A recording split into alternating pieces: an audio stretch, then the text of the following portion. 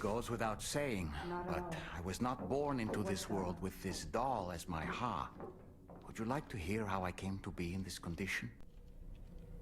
My darling wife was working as a nurse in an isolation ward. A luckless place which one day found itself in the path of a tar tsunami, a freak occurrence triggered by an ill-timed gatequake. Not a single person survived. No patients, no doctors, no wife.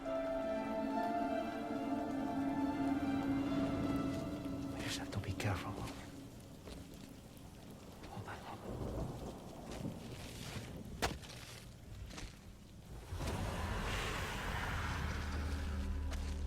Access to the site had been restricted, but we weren't about to let that stop us. It was my daughter's idea. She was desperate to see her mother again. Be careful. Go feel one. Okay, hold my hand.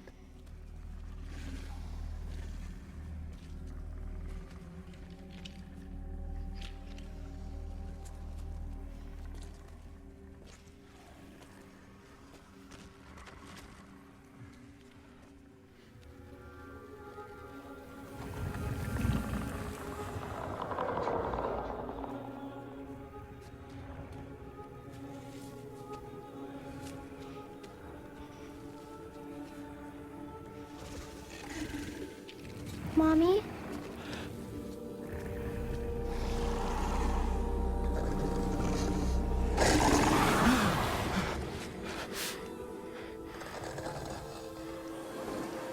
It's me, honey. It's me.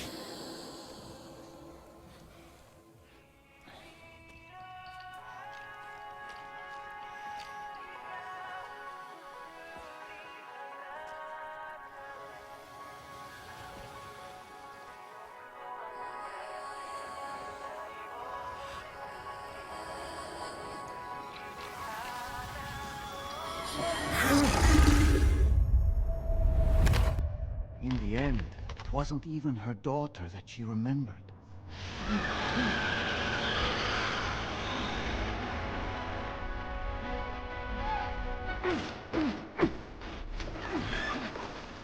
No!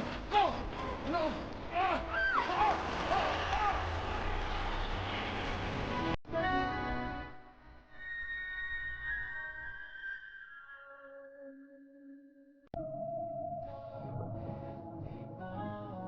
Before we knew it, we were swallowed by the tar, battered against the rocks, and eventually coughed back up into this world.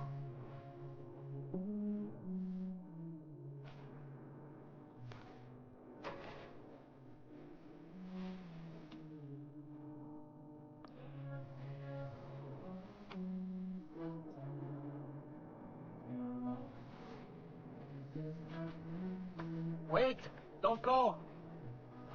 Down here, please!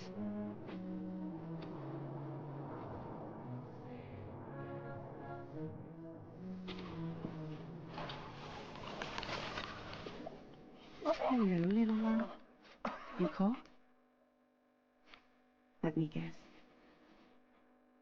The car of that poor girl over there? Oh, my daughter's car is long gone. I'm afraid it's just me now. She died, but for whatever reason, her soul was unable to move on because it ended up here in her doll, stuck somehow. My baby girl would have been left here all on her own, so I liberated her, forced her car out with one solid push, and she was free at last. Free to leave this world and go to where the dead belong. Just as I would have done had I not gotten stuck myself.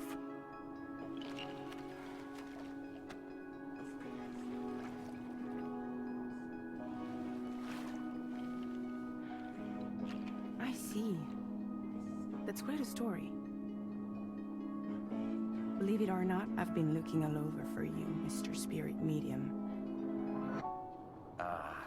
As you can see, I'm of no use to anyone. I can't go anywhere. I'll be stuck here for the rest of eternity. That's that. Want to come work for me instead? Yoha's no good to you now.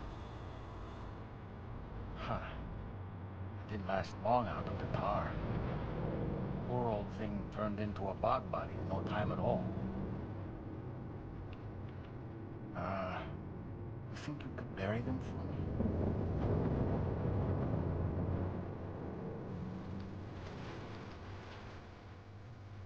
They call me Fragile.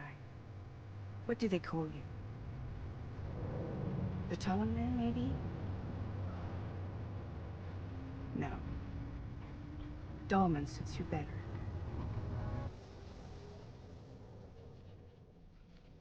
If Fragile hadn't come looking for me, I'd almost certainly still be lying in that dreadful tar bog. But your soul's trapped in that doll forever? Perhaps. But if I could break free from this thing, maybe then I can be reunited with my daughter. When that happy day might come, I cannot say.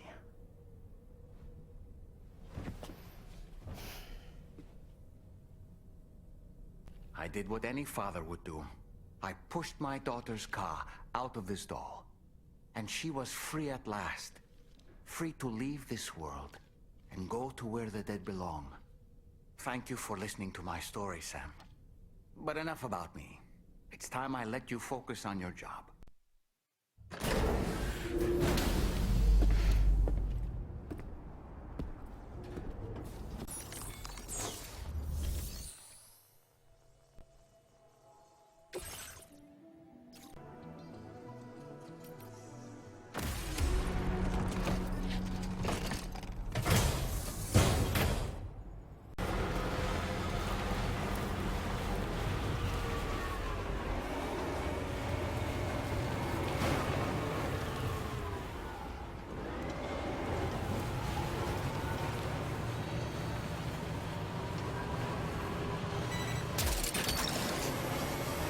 That was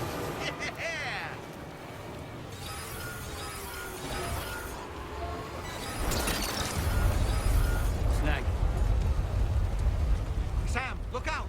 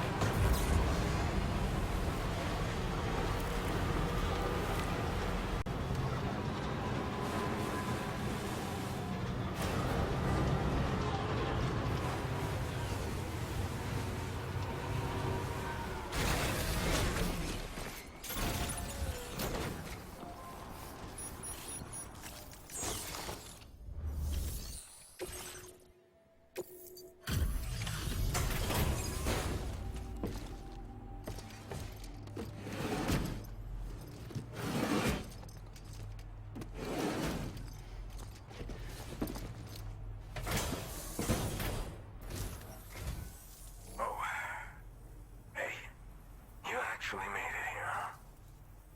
Or am I just imagining things? Right. Now check that cargo of yours.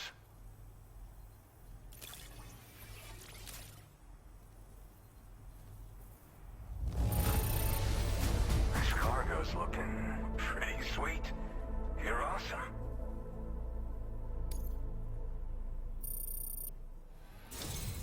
Truth be told, been waiting a long time for this moment. But I always knew you'd come my way.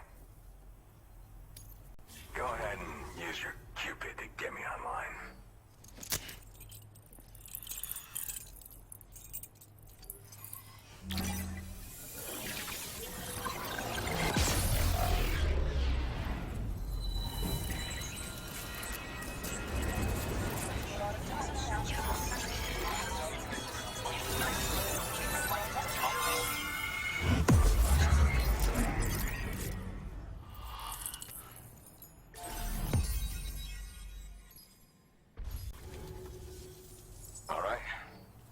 connected to the network, which means I can finally start fixing up this observatory. In case you haven't heard, we've been seeing an increase in chiral density in every region as the network has expanded. More instances of strange phenomena outside network coverage, too. And I've been told this is indicative of plate gate emergence. You know, after being alone all this time, I wasn't sure I'd be able to stay the course. Till you arrived with that life-saving cargo. Should be all set to hold down the fort now. Not exactly a one-man job, but I'll do my team proud. Oh, I've shared schematics for an oxygen mask with you. I'll help you stay active in areas where the air's thin. Personally, I'd recommend you wear one at all times when you're in my neck of the woods. Tar current fluctuations and whatnot. Mostly in the eastern part of the continent and elevated regions. Going forward, I'll also be paying very close attention to signs of plate gate emergence. Unfortunately, the chiral cloud layer has been gradually descending ever since I got here. Everyone was suffering from exposure, and I'm the only one who stuck around. You're the first friendly face that I've seen in a minute. You know, at high altitudes, on mountains, like this one, for example. And if you climb above the cloud layer, you've got even less oxygen to breathe. Saps your energy even if you're not doing anything strenuous.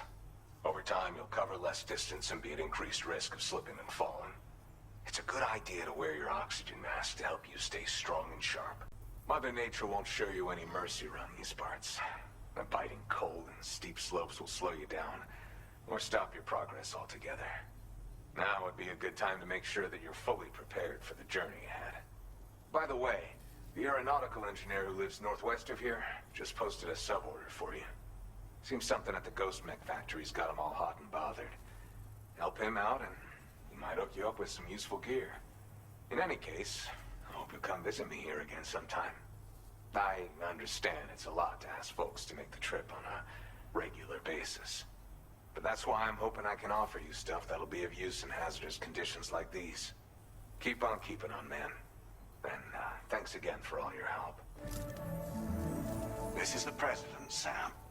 Chiral network coverage has just passed the 75% milestone here in Australia. The next leg of your journey will take you to the southern part of the continent. Once the remaining regions have been integrated into the network, the manifestation of a new plate gate is all but guaranteed. Marshal your strength to overcome the final hurdles and make this continent whole again. We're all counting on you. Sam, Rainey's not doing so great. It might be more of a mental than a physical issue, but I'm honestly not sure. Do you remember the doctor from the Motherhood? We think she should be able to help ease Rainey's anxieties. It was Tommen's idea. We already reached out, and she said we could come visit anytime. Since the Motherhood's within the chiral network, we can use the Magellan to travel there. Once you've made it back to the ship, just head to your private room and settle in. You can use the trip to catch up on sleep. But if there's anything you need to take care of before we depart, now would be the time to do so. Sam, I'm contacting you via a different protocol. This private mode affords me a direct connection to you alone. It seems Drawbridge has reason to suspect that APAC may have been involved in the production of ghost mechs. This possibility concerned me as well, so I conducted my own investigation and reaffirmed that APAC's underlying technologies are iterations of an older Bridges framework. What I'm getting at, Sam, is that the guilty party is not APAC, but Bridges. Which is to say, the UCA may also have some involvement with ghost mech production. This would perhaps explain why firearms and other weapons have become commonplace on the Australian continent. The UCA's precursor, the United States of America, had a prominent gun culture. Though Americans first took up arms to liberate themselves from British colonial rule, they retained the right to bear arms so that they might defend themselves against future government tyranny. APAC has no such designs, of course, but Higgs has used factories to obtain weapons in an attempt to subjugate the continent through violent action. And so, the people of Australia have, in response, been forced to take up arms in self-defense.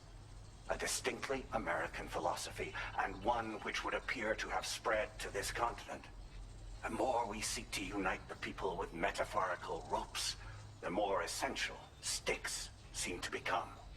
This particular situation is one that I feared might come to pass, which is precisely why I determined that it must not be the UCA, but a civilian organization which takes the lead in expanding chiral infrastructure. But if the UCA is indeed somehow implicated in these events, practically alter the calculus. I realize it must be vexing not knowing what to believe, Sam. Should I learn more, I'll contact you at once. For my part, I have a favor to ask. I must insist you not disclose that we've been in direct contact.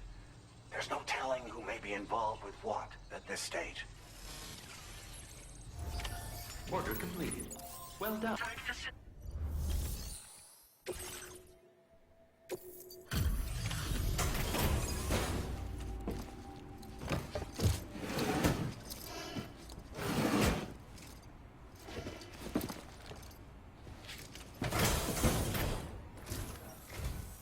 Must have been quite the ordeal hauling yourself up here. I salute your dedication. You found the cargo I asked you to recover, I presume. I'll go ahead and take stock of what you've brought.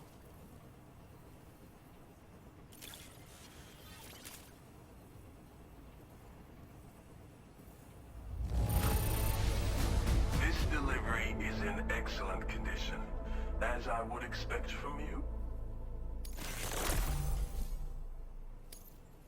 Where did you find this cargo?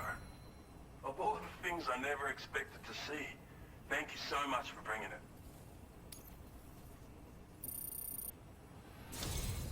Your assistance has ensured that I have what I need to carry out my research. I hope I can rely on your help again. Go ahead and link me up with your Cupid. If the network's as amazing as everyone says it is, then I'll want in.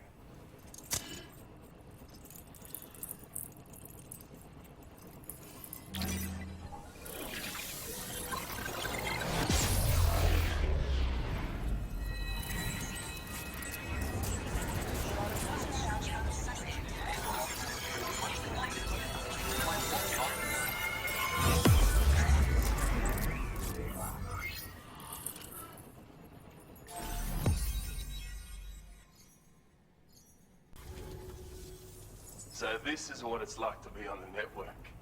The computational capabilities are far beyond what I anticipated. Amazing. Oh, and it's already yielded a useful result. Let me share this data with you. It's for a floating sentry gun.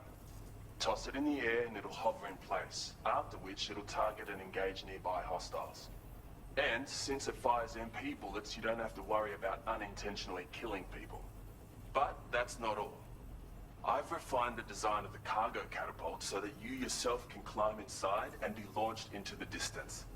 A useful option if you want to bypass particularly rugged terrain along with your cargo in a single quick trip.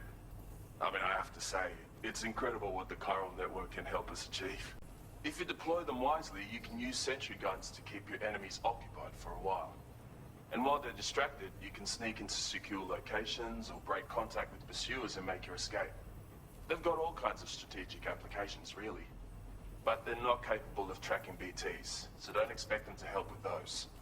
Anyway, I created the guns by using the network to combine data from the cargo you brought me with my own research results. This means they can be fabricated using existing materials. Yeah, the chiral network's pretty impressive, isn't it? Bloody oath you can. It's an innovation made possible through the application of my research. The core launch mechanism hasn't changed though, so you can't steer the pods like traditional aircraft. But you can adjust your trajectory to hone in on a landing point once the parachute is opened. Traveling by air in this fashion is an efficient way to traverse uneven terrain with minimal effort. Of course, you want to make sure your flight path is clear of obstacles before you launch. It's entirely possible to fly smack bang into a wall if you're reckless, and that would hurt.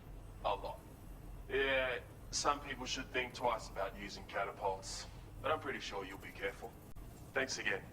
I'm glad we could meet. You've given me a renewed hope for the future of my work here. Come visit me again. Maybe I can find a way to make your work easier too.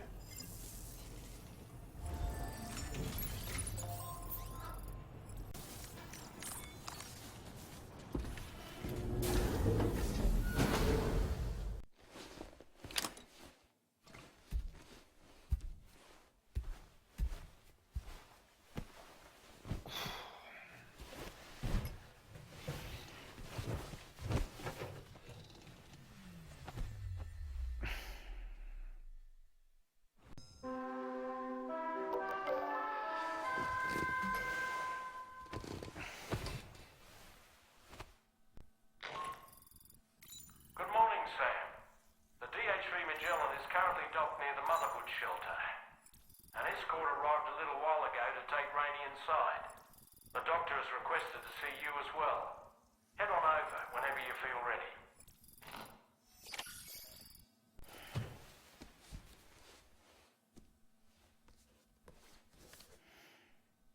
Moby Dick, or The Whale, seems to be one of Tarman's favorite novels.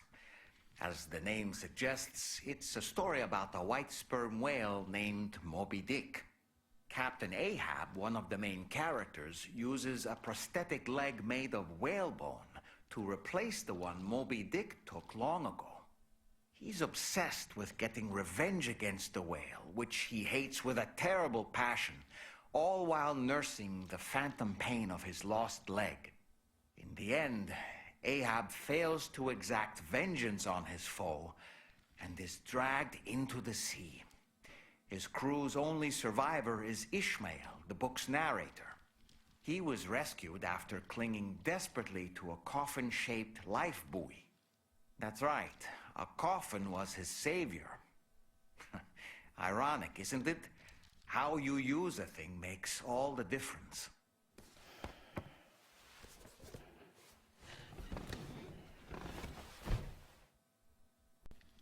Ah, yes.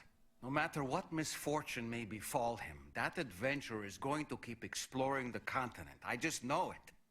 Is it the primal calling that compels him to make these journeys? Or perhaps he's become addicted to the thrills that come with experiencing the unknown. Regardless of his motivation, when I see how distressed his son is, I want to do what I can to get him home safe. Ah, yes. When you consume a chronobiote, your perception of the world around you dramatically slows down for a brief period. It's not hard to imagine why that'd be beneficial in the middle of a fight. You'd have a much easier time lining up your shots, and you'd see enemy attacks coming long before they had a chance to hit you. I'm reminded of the difference in the passage of time experienced when we're on the beach. It stands to reason that both phenomena might be caused by microbes from the beach and their effects on our bodies when ingested.